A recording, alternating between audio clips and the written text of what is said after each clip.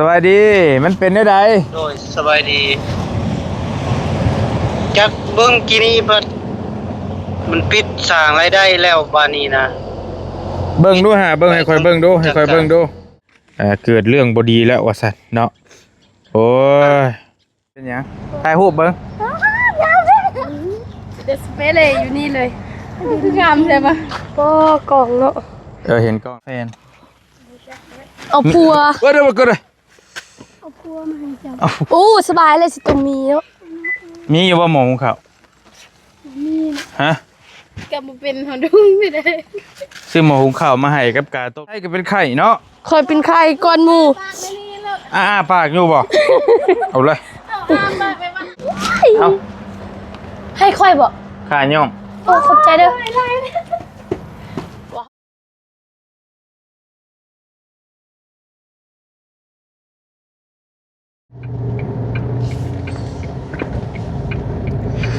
บอลลี่กำลังออกแต่ลงกำลังมาแต่โรงพยาบาลตามน้องเพชรกับพ่อน้องไส้กินนี่แหละพี่น้องตามเพิ่นมาเฮือนพี่ป่ะนี่พี่น้องไอ้เนาะกำลังเดินทางมาพี่น้องไอ้ทักทายสบายดีตอนบรรยากาศครึ้มฟ้าครึ้มฝนเด้อพี่น้องเด้อทักทายสบายดีกันอยู่เมืองเซโปนเนาะตอนนี้ก็สถานการณ์ท้องฟ้าก็สีครึ้มฝนก็ถือว่าหยุดละพี่น้องไอ้เนาะแต่ว่าเมื่อคืนนี่ลิ้นป้อโรแฮงเติบอยู่แล้วก็ตะเว้นบ่เห็นตอนนี้บ่เห็นตะเว้นเลยก็สิครึ้มๆหั่นแหละก็บ่ฮู้ว่าสิตกลงมาอีกตอนใดคือกันบอลลี่กำลังสิเดินทางมาหาน้องไส้น้องเพชร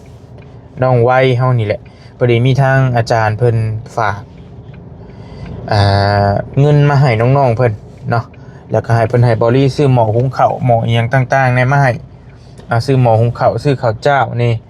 มาให้น้องเพชรน้องอันนี้เพิ่นพี่น้องเนาะแล้วก็มีเงินมาให้น้องหลาเพิ่นนี่ทั้งน้องไซน้องไวเฮาเดี๋ยวมาเอาเงินมาให้3 สาวเฮาก่อนมาเซอร์ไพรส์เพิ่นก่อนนะพี่น้องเนาะห่างหายกันไปก็หลายมื้อหลายวันบอลลี่ก็ลงไปลาวใต้แล้วก็กลับขึ้นมาแล้วก็ได้ขึ้นมาหาน้องๆเพิ่นมาเบิ่งเวียกเบิ่งงานอยู่พี่ก่อนก็ลายหม่องลายบอนอยู่สิไปนะพี่น้องเนาะนี่ก็มาหาน้องไซก่อนเป็นจุดเล็กๆเอาเงินมาเซอร์ไพรส์เพิ่นก่อนอยู่เฮือนบ่อยู่ที่โอ้ยพี่น้องเนาะฝนลิ้นดินบ่โล่งบ่นี่ฮึค่าอยู่นี่พอแห้งอีกแล้วพี่น้องนี่เนาะโอเคไปลงไปหาน้องลาเพิ่นพี่น้องเนาะพากันพุ่นแหละก็ถึกอยู่โอ้กวดเฮือนกวดชานอยู่ก็ถึกอยู่นี่ก็เฮาเบิ่งอันนี้ก็เป็นมุมข้างๆของเฮือนน้องไซนะพี่น้องเด้อสิสังเกตเห็นว่ามันไหม้2 สีเนาะบอลลี่ก็บ่อยากจื้อว่าเป็นหยังคือใช้2 สีเพิ่นตั้งมักบ่ทีมงานเฮานี่แหละเฮ็ดให้บ่อยากจื้อปานใดแต่ก็เป็นทรงโมเดิร์นเนาะเสา12 ต้นพี่น้องนี่ก็งามอยู่เด้เฮือนน้องหลาเพิ่นก็ปิ้นออกทางเลยแต่ว่าเสาอันสายไฟหันเป๊ะอยู่เทิงเลยพี่น้องนี่เนาะ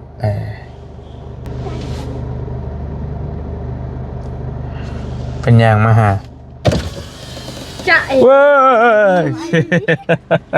ตกใจเขาอีกอย่างตกใจแล้วกำลังเบิ่งโทรศัพท์อยู่โอ้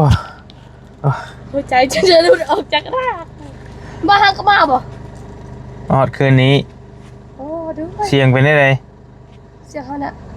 โอ้ยขึ้นสวรรค์ชั้นฟ้ามาแล้วฮะเสียงเขาน่ะขึ้นสวรรค์ชั้นฟ้าบ้านมือซื่นนี่แล้วเขาจะบัวน่ะ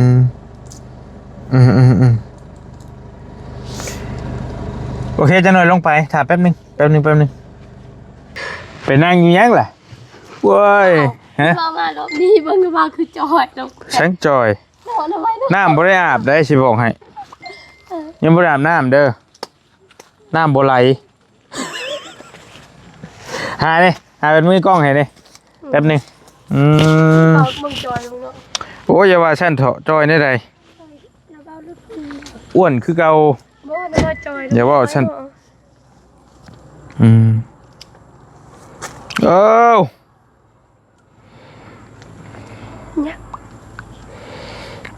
วเป็นได้เรียบร้อยแล้วบ่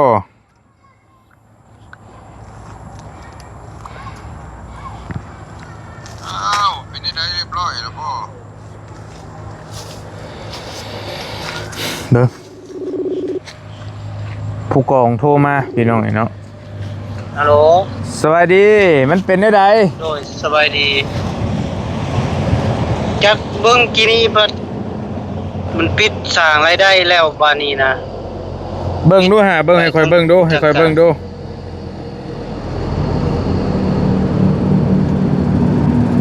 เจ้าแคปรูปมาเบิ่งดู โดย ก่อนสิเบิ่งโอ้เนาะมีแต่ โอ้เมื่อยเด้ เมื่อยแล้วบ่ เมื่อยเลย บ่ต้องเมื่อยพี่บ่าวแก้วโทรมาพี่น้องเนาะข่อยกำลังถ่ายคลิปอยู่เด้ออยู่เหนือพี่ตอนนี้ โดย เอาแคปมาเบิ่งดูช่องโดนปิดว่าซั่นเนาะ ช่องโดนปิดแล้ว ช่วงนี้หั่น YouTube เพิ่นไล่ปิดลายแล้วบ่ต้องห่วงช่องข่อยก็ไปช่องเลย ล่าสุดช่องบ่เตียง ล่าสุดเห็นช่องบ่จิตน้องบ่จิตกับปิดคือกันนั่นแก โดย ต่อมานี่บ่แก้ว กำลังสิส่งเด้อกำลังสิส่งให้เจ้า มาเบิ่งขอคาดหน่อยหนึงพี่น้องพอดีบ่แก้วเพิ่นส่งมาหาแล้วเพิ่นว่าเกิดเรื่องบ่ดีแล้วว่าซั่นเนาะโอ้ยแบบเดียวกันเลยแบบเดียวกับช่องเบาลี่เลยนี่เราส่งมาแล้วเราได้พิจารณาเราได้ เดี๋ยวลิ้นพันกันเราได้พิจารณาแล้วว่าช่องของคุณไม่มีสิทธิ์สร้างรายได้อีกต่อไปนี่เรียบร้อยเลย โดย แดงอึ้งครึ่งพี่น้องเนาะเข้าเบิ่งดูเพิ่นแจ้งว่าได้ใดเพิ่นแจ้งจะว่าได้ใดในตัวเอสนะเข้าไปตัวเอสเบิ่งดูการสร้างรายได้ฮะ เข้าตัวเอสบ่ โดยตัวเอส โดยกำลังสิเข้าเบิ่ง เพิ่นเขียนว่าได้ใด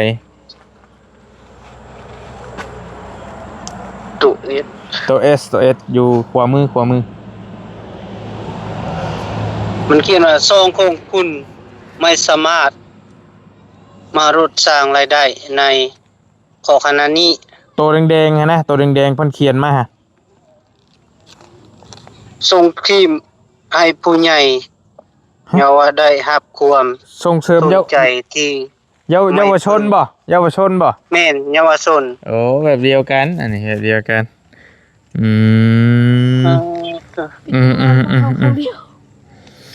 สิเฮ็ดจะได้ละบาดนี้สิแก้ไขได้ ฟังเด้อก่อนสิบอกวิธีแก้เด้อบ่แก้วเด้อ โดย สิบอกวิธีแก้ให้ตั้งช่องใหม่ ส่งไม้กับพานอยู่ได้เรียบร้อยอยู่ส่งไม้ก็กำลังสร้างรายได้อยู่ตอนนี้ เจ้าบ่ได้เชื่อมกันติ บ่ โอ คนละ เคแต่ว่าใช้โทรศัพท์คนละเครื่องเด้อโดย ใช้เครื่องเดียวกันบ่ฮะ เครื่องเดียวได้ ผ่านเครื่องเดียวเลยอีเมลน้ำกันในขอยันป้า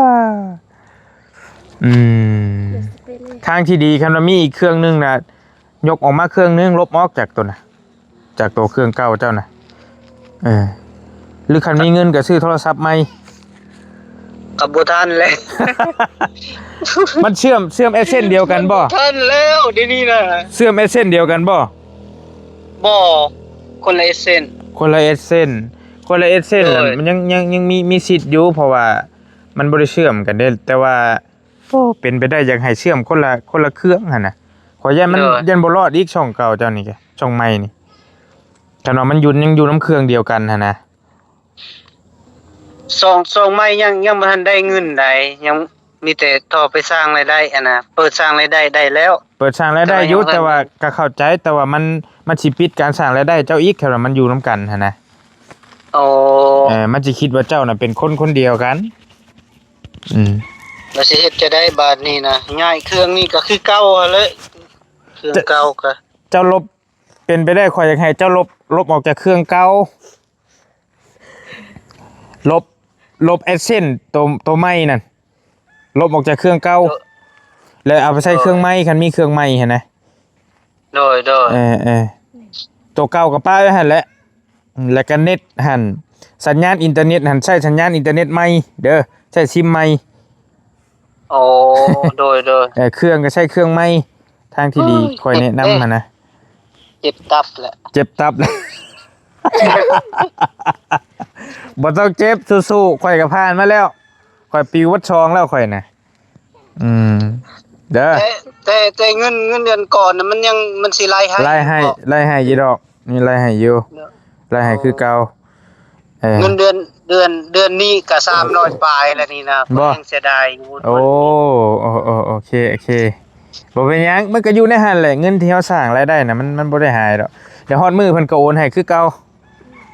โดย เพิ่นโอนให้อยู่แค่ว่าเฮาคือฮู้แล้วช่องเฮามันบ่ได้แล้ว3 เดือน 3เดือนพุ่นบ่ เด้อ ตู้เพื่อสิได้ สู้เด้อนั่นแล้วนั่นใด โดยขอบใจเบาลียังสิโทรหาเบาเตียงนี่บัด คือเก่ามาแล้วโทรหาบ่เตียงก็ได้อันเดียวกันบ่เตียงก็ บ่จะให้เราฮู้นำมานะ โอเคเจ้าสู้โดย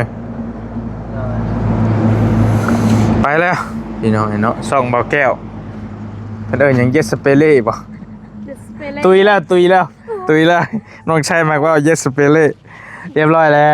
วป้าซุมื้อนี่ YouTube นี่ระวังเนาะระวังยากเฮง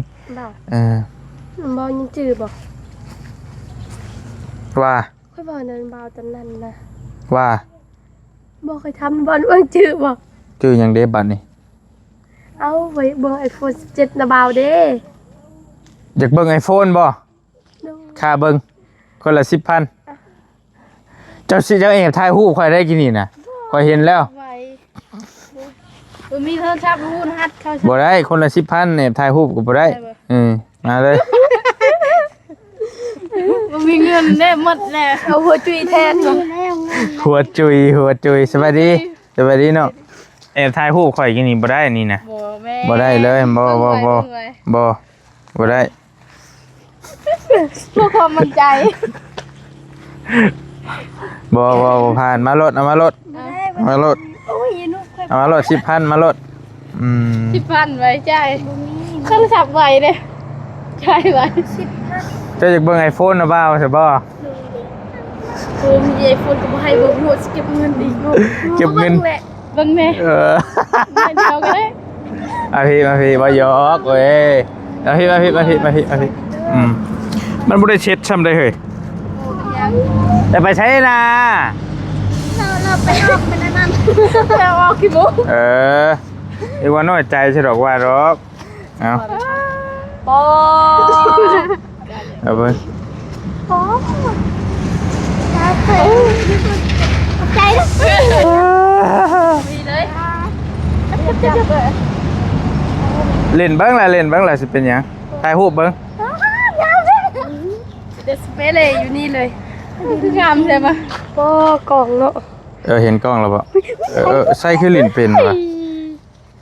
เป็นแล้วโอเคใส่นี่ก็ใช้ iPhone อยู่นะพี่น้องแต่ว่า iPhone 13บ่12บ่3อ๋อดีบ่งามเนาะงามบ่ถ่ายมึงด้วยถ่ายรูปเพจมึงด้วยอยู่ดีๆมันซ้อมแพงนะพอเลยมือเซ็นหน่อยไปเจ้าอะไรมาถ่ายบ่เป็นยังจะถ่ายบ่เป็ดนี่อย่าละอายมึงหัวนะเว้ย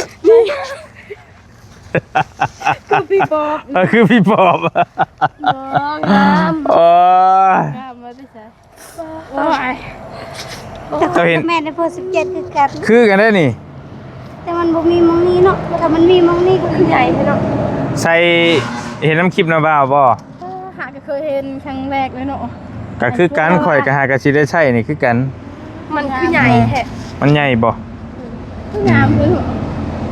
งามแล้วเนาะพาเอาฝุ่น30คนเดียวคนนั้นที่ไม่มีวันได้เป็นมองไปก็ได้แต่เห็นรักที่ไม่ใช่ของเราเป็นเดียวคนนั้นงามเลยเต้นรถแต่หน้าเขามันคือแดงทำไมแดงเจ้าก็เอาผิวเอาผิวว่ามีนะผิวนี่เบิ่งเอาไว้ถ้าคอยเอาผิวนี่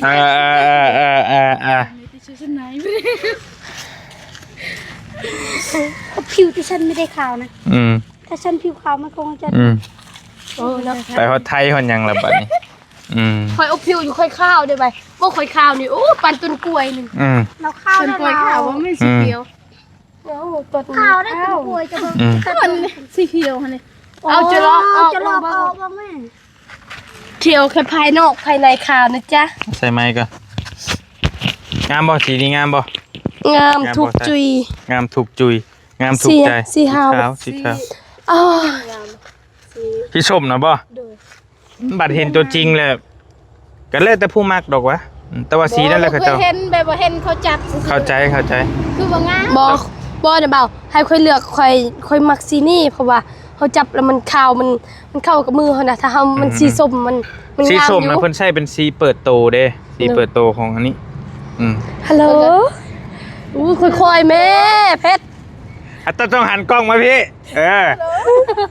โทรมาจาก iPhone 17นะเสียว iPhone แล้วนะ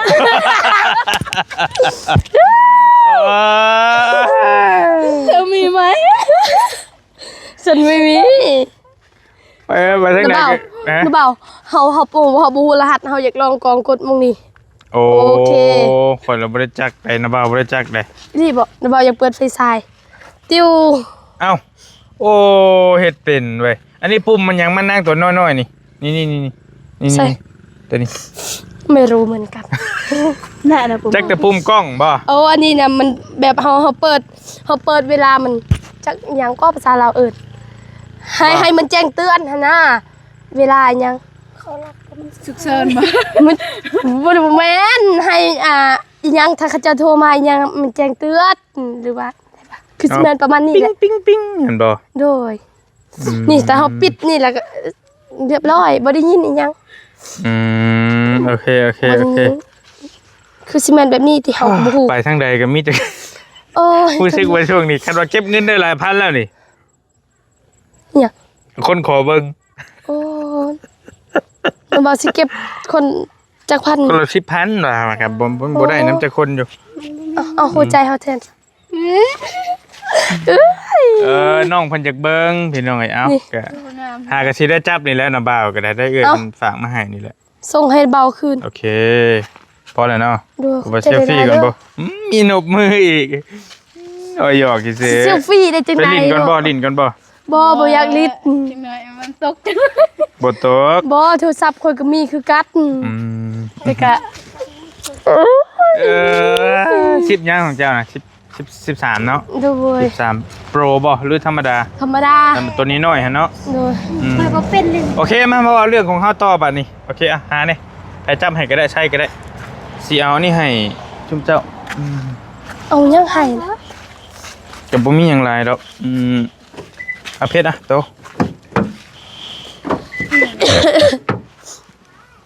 เอาแฟนมาให้เจ้า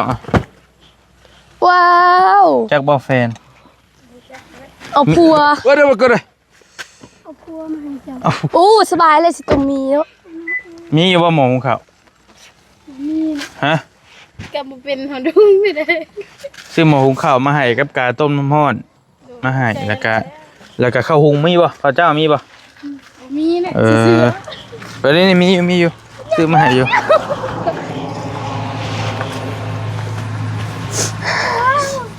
ส่งลูกเจ้าได้นี่น่ะข่อยเบิ่งฮู้แล้วแม่นบ่ใช่แม่น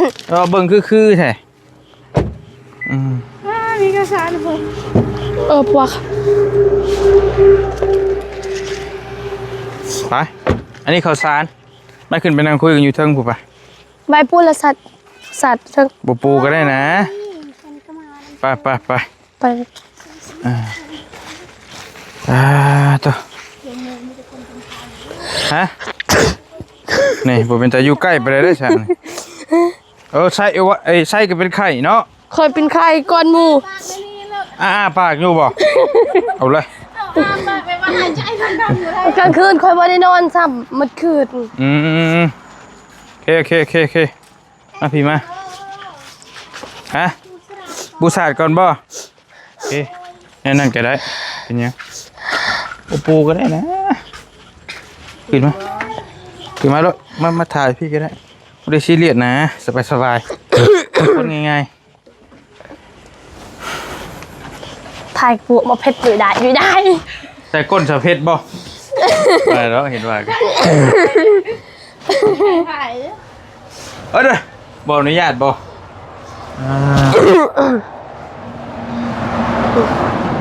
ยับเข้าไปจุรถจุฝารถเห็นเจ้านางพุทธอันนี้ยับเข้าไปถือเข้าไปเด้อโอเคจะว่ายังเกาะ ช่วยในกล้อยเลย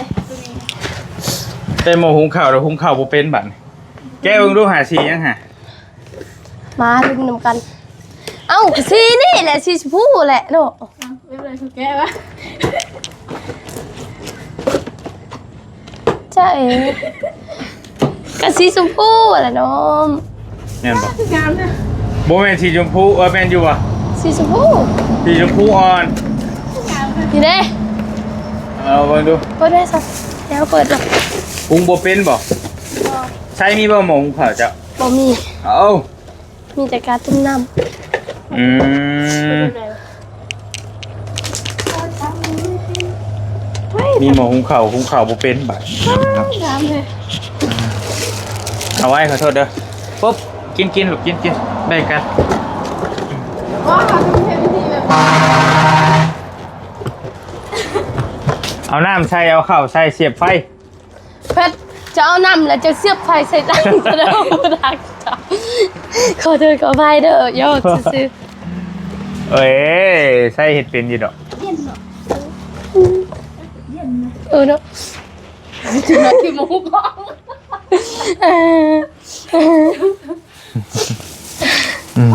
เอาโมนี้หน่อยอันนี้พี่น้องมาหาน้องไซน้องเพชรน้องไว้เฮาเป็นก็อยู่น้ำกันแม่จะไปใส่อะไรฮะนอนเฮือนอะไรที่ขึ้นอยู่เฮือนอะไรที่ เป็นหน้าเก่า จับค่ะ น่ะแม่ว่าตกได้ไงายหลังนะฮะเพชรเอ้ยโอ้ยเนาะ ใส่ปกติป่ะ โอ้ยฉันดื้อ เฮ้เฮ้ เนาะพี่ลึกเด้บักหำเป็นนี่นับเข้ามานั่งไว้ครับมากันมาใกล้ๆกัน เอาไว้คืออยู่กันห่างเป็นกิโลแท้นี่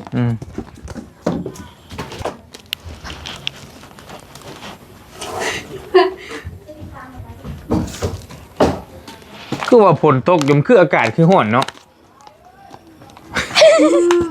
มันไม่พัดลมบ่อยอ่ะ มี มี โอ้ยเดบาวลี่ก็ฮอดคือกันเป็นบ่ บอกได้แล้ว โอ้เดบาวตัดทรงผมใหม่แม่นบ่เฉพาะเคยเห็นเดบาวย่างมาแต่รถคือจอยๆหล่อเนาะเดี๋ยวนี้เนาะตัดทรงผมใหม่เนาะ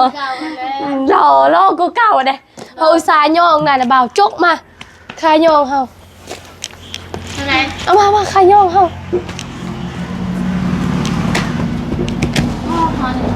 ว้า จะมาใกล้ๆกัน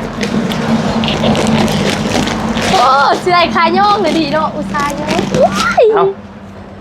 ให้ค่อยบ่ ขาย่อง โอ้ขอบใจเด้อว้าวยอกเขาว่าเอาดอกเขาว่าเดี๋ยวบ่รอแท้ๆ จับไปก่อนนับไปก่อนขาย่องดิให้เท่ให้เท่อีหลีบ่ ขาย่องมาข่อยรอในกินนี่ เขาไม่ได้หยอก จิบได้เฉ มี พาะ ข่อยยอก ว้าวบ่ 7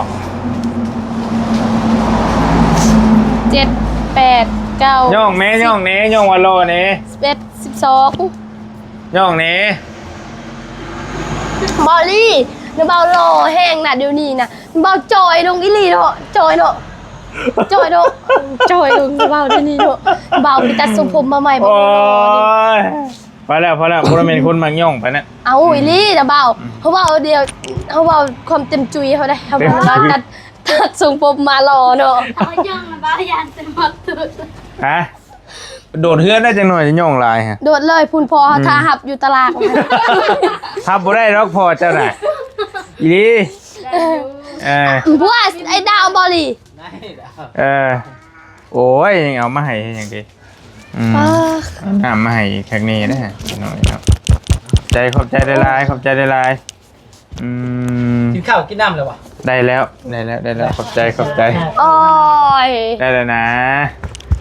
เขาก็ขึ้นราคาแล้วนี่ เยอะชอบเท่าไรป่ะนี่ ขึ้น ชอบ1 6,500แต่ว่าตัวนี้ยังตัวเก่านี่ยังราคาต่ำอยู่แต่ว่าเป็น อ๋อ ส่งใหม่นะเป็น โอ ส่ง เค ใหม่ โอเคโอเคโอเค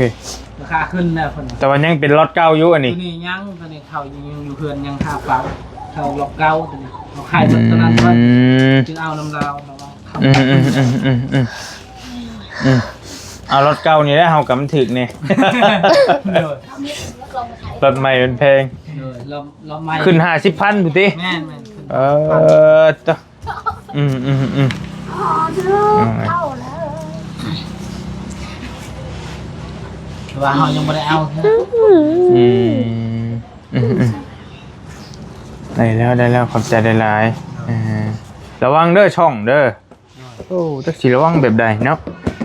ล่าสุดนี่กินนี่ก็เบาแก้วโทรมาถึกปิดแล้วนี่ก็ เราแก้วกระปิดโอ้ ถึกปิดแล้ว โอ้ย มือก่อนบ่เตียง โดย มือวันก่อนก็บ่จิตอยู่บ้าน โดย เขากินนี่แต่สเปรย์ มันก็มานี่แหละบ่แก้วนี่ล่าสุดนี่พี่น้องไอ้เนาะเพิ่นก็แจ้งแบบเดียวกันเลยนะพี่น้องเพิ่นแจ้งเกี่ยวว่าเฮาไทยกับเยาวชนหรือว่าเด็กน้อยแจ้งมาแบบเดียวกันเลยนี่เพิ่นส่งมาบอกงงคือกันว่าโอ้ ไว้ระวังแล้วเขานี่ จะได้ผมมีเงินไปรับจ้างกับเจ้าแล้ววันนี้ ตั้งช่องไหมตั้งช่องไว้เพิ่มอีกก็ได้อีกช่องนึงตั้งเพื่อไว้ ตั้งทรงสำรอง การไว้ให้ใช้เฮ็ดก็ได้กันไว้ก็บ่นั่น กันดี น่ะ ก็แก่เนาะ ตุยเรียบร้อยแล้วมีช่องเดียวน่ะ ให้ทางอาจารย์ลาวคนตั้งให้ว่าช่องหนึ่งเนาะใช่ช่องหนึ่งใส่ แต่บ่าวตั้งให้ก็ได้ตั้งช่อง YouTube ไปซื่อน่ะ ให้ว่าตั้งให้ ตั้งได้แล้วจังว่ากัน ตั้งโทรศัพท์เจ้าหั่นหนูนะ iPhone บ่ ด้วย บ่ได้ มันฮ้อน บ่เกี่ยวกับฮ้อนดอกแต่ว่ามันสิคือ มัน กัน กัด คนละ บีมันยากเนาะมันยากอีกมันยากขึ้นอีก iPhone มันยากเพราะว่ามันบ่คือ Android เด้ ตั้งอยู่นี่ก็ได้เนาะบ่เลยเนาะตั้งช่องหนึ่ง บ่คือ Samsung ได้คือกันแต่ว่ามันอยู่ในเครื่องเดียวกันผัด บ่ได้เนาะ ถ้าตัวหนึงปิดว่าสิจะ ตั้ ปิ ง ดไปนํ ตั้ง กัน โทรศัพท์เจ้าที่สองนั่นก็ได้ เออ เป็นยังโทรศัพท์ใส่ก็ได้ ได้คือกันสิเป็นหยังโดนๆเฮาคอยถ่ายลงเทื่อก็ได้ โดย เป็นหยังได้อยู่ดอก พอได้ช่องจำลองนะนี่ถึงได้ช่องไป เจ้าก็อย่าเว้าแบบนั้นจะได้มันไปแท้ เฮา นะ บ่ฮู้เด้เนาะ โอ้ บ่ โห ได้เนาะ โอ้โหไอ้ล่ะเอ้ยแม่ ก่อนทามันก็บ่อยู่ บ่ได้จักเลยว่ามันสิไปบัดเดียวเลยม เฮาเป็นชนลายไทยคนบ่ได้นุ่งเชื่อผู้ชาย เด็กน้อย สารพัดเลยใช่ไปทายา ปันโซ ปันกัน ปันกันหมดเลยบ่ 3คนคุณเจ้าพระอาจารย์เพิ่นฝากมาให้เพิ่น คือ ฝาก บ่นะเบาเอาให้บ่แม่น กระเป๋าได้เอาให้ออกจากกระเป๋าระเบ้าวินี่ โอ้โห เออปันกันได้คนจากใบฮะปันกันลูกอืม โอ้เนาะพอดีครบเลยเนาะ นะได้ช้ำกันอยู่บ่ พูดละ400,000 ถึกบ่แม่นแหละโอเคพอดีอาจารย์เพิ่นฝากมาให้ระเบ้าซื้อหม้อหุงข้าวซื้อนี่มาให้เน่ว่าซั่น เออ มาให้นางเพชรเน่เจ้าเอามือใส่เด้อมือใส่อยู่เฮือนครัวเจ้าแล้วก็ มา เพิ่นฝากเงินมาให้ปันกัน3สาวซุมเจ้า โดย ปันกัน โดยขอบใจหลายๆเด้อขอบใจทางเบ้านำ ได้แล้วแป๊บนึงโอเคให้บักคำน้อยอันนั่นก่อนแสดงว่าพลหากยุดตกในเมียนบ่ อยู่แต่เมื่อวานนี้ เมื่อวานนี้ คืนนี้ก็มืดคืนฝนตก บ่ได้นอน สะพานเป็นได้ฮะใส่ บ่ฮู้คือกันบ่ได้ไป จะไปอยู่บ่ โดย ก่อคะแนน เทคอนกรีตแล้วเนาะโดยให้ยืดร็อกเส้นน่ะพี่น้องเนาะอ๋อมีแต่ผู้เป็นวัดเว้ย อยู่ตรงกลางมีที่ใต้เนี่ย แท็กซี่ติดน้ำไผ่ป่ะโอ้ยเจ้าเอาลูกก่อนก็ได้เดี๋ยวให้สองสาวเพิ่นคุยกับสองสาวก่อนก็ได้มาว่าน้ำลายเอาเด้อนางเด้อ ขอมกขอบใจให้เจ้านกมือขึ้นแล้วก็ขอมกขอบใจเอาถุงขนมออกมานอกพี่ก่อนมันจากบางๆนั่นนึงโอเคเดี๋ยวไปเฮี้ยงมาให้ก่อนก็ได้โอเคเอามงข่าวไปนะเดี๋ยวโอเคน้ำเราออกก่อนก็ได้โอเคโอเคมีแต่ให้เจ้าและทั้ง2คนให้ชาวเพชรเอาลูกก่อนนบมือแล้วก็ขอมกขอบใจทางพระอาจารย์เพิ่นเด้อเพิ่นอยู่ทางจังหวัดขอนแก่นผู้เก่าหั่นแหละผู้ที่นาบ่าวเอามาให้จุมเจ้ารอบก่อนหั่นแหละเด้อเพิ่นฝากมาให้จุมเจ้าอีกไว้ใช้ไว้จ่ายเด้อเอานบมือขึ้นแล้วเว้าเนาะจังได้ก็ต้องขอบคุญขอบคุณทางอาจารย์เพิ่นอยู่ฝั่งไทยอยู่ทางจังหวัดขอนแก่นอยู่ทางจังหวัดขอนแก่นขอให้อยู่เย็นเป็นสุขอยู่ดีมีแห้งสุขกายสบายใจเด้อขอให้อยู่ในศีลในธรรมเด้อสาธุขอบใจทางนาบ่าวนำหลายๆเด้อขอให้ลำรวยๆอยู่เย็นเป็นสุขสุขกายสบายใจเด้อสาธุโอเคขอบใจน้องไว้เลยนะลุยเฮาลุยโอเคจังใดก็ขอบคุณจังใดก็ขอบใจทางครูบาหลายๆเด้อเนาะที่ฝากเงินมาให้ร้านเนาะขอให้สุขภาพสบายใจขอไว้เอาเป็นภาษาจะเว้าแห้งๆซะเอาโอเคเอาไม่เป็นยังบ่เป็นยังเริ่มต้นใหม่เอาเป็นภาษาเจ้าก็ได้นะเพชรบ่นี่บ่ไว้ที่นี่แม่นแล้วฮะภาษากึมโมก็ได้ลูกกึมโมเฮาโอเค1 2 3เจ้า2คนพี่ขอพระยามอำที่ภาคกมูลอนุเดชพรจัวอันอยู่ดีมีแห้งยะตาธรรมยะตาดาวัดครอนเจริญมนมงถึงจิตแตง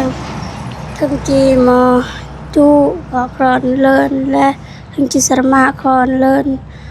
และเด้อสาธุมันเป็นได้ไดก็ทำตัวถือก็ผู้นั่นก็ปุ๊บอยู่ขอบใจทางนาบ่าวหลายๆแล้วก็ขอบใจ FC หมดทุกคนเด้อที่ยังบ่ลืมใจขอบใจบ่เป็นหยังน้องเพชรกับยังน้ำลูกก็ถึกอยู่เข้าใจแล้วอยู่ดอกลูกว่าสิเข้าห้องค่อยจะได้ฮือมันก็ให้เล่าไปลิ้นแล้วโอเค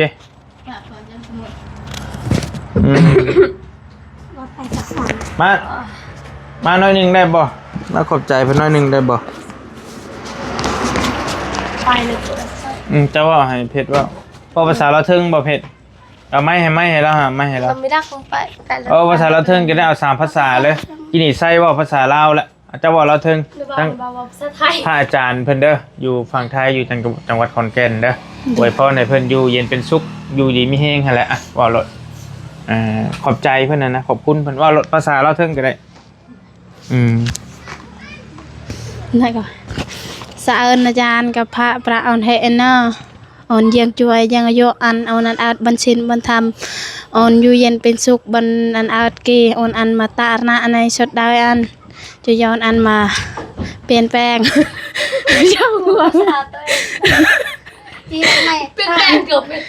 จะย้อนอันมาเปลี่ยนแปลงอยู่ไปเอานั้นอยู่ในชินในธรรมให้อยู่ดีมีแห้งแล้วให้เพิ่นอยู่เย็นเป็นสุขเบิ่งแยงลูกหลานต่อไปเนาะได้แล้วสาธุเด้อโอเคมันก็ชิแล้วพี่น้องน่ะอันก็อยู่เมลูกอ่อนเข้าใจอยู่แล้วจักมือได้สิใหญ่เนาะตกได้ลูกตกได้โอเคมาแล้วอยู่ดีมีแฮงนะบ่าวจบคลิปก่อนมันยืดยาวแล้วคลิปนี้ก็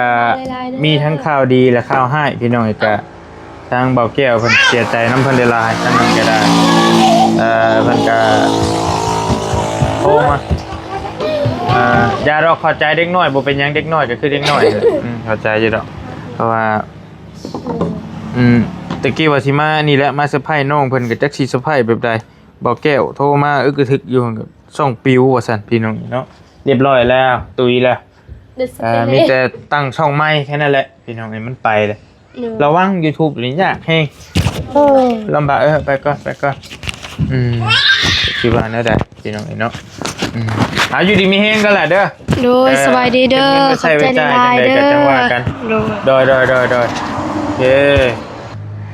ไปมากลับกล่องมาทางบอลลี่แล้วบัดนี้พี่น้องไอ้เนาะได้แล้วเก็บไว้ใช้รถล่ะใช้บ่เป็นดีว่าหมองเขานะ ไม่สิเป็นเนาะ บ่เคยใช้บ่ บ่เคยมีสัก ไปบอลลี่กับคอโตจบคลิปเนาะพี่น้องจบคลิปปิดคลิปก่อนมีแต่ก็ต้องขอขอบคุณเข้าใจหลายๆทั้งอาจารย์เพิ่นฝากอันน่ะของขวัญทั้งเงินแน่มาให้น้องๆเพิ่นเป็นหม้อหุงข้าวเป็นหม้อต้มน้ำร้อนพี่น้องไอ้เนาะ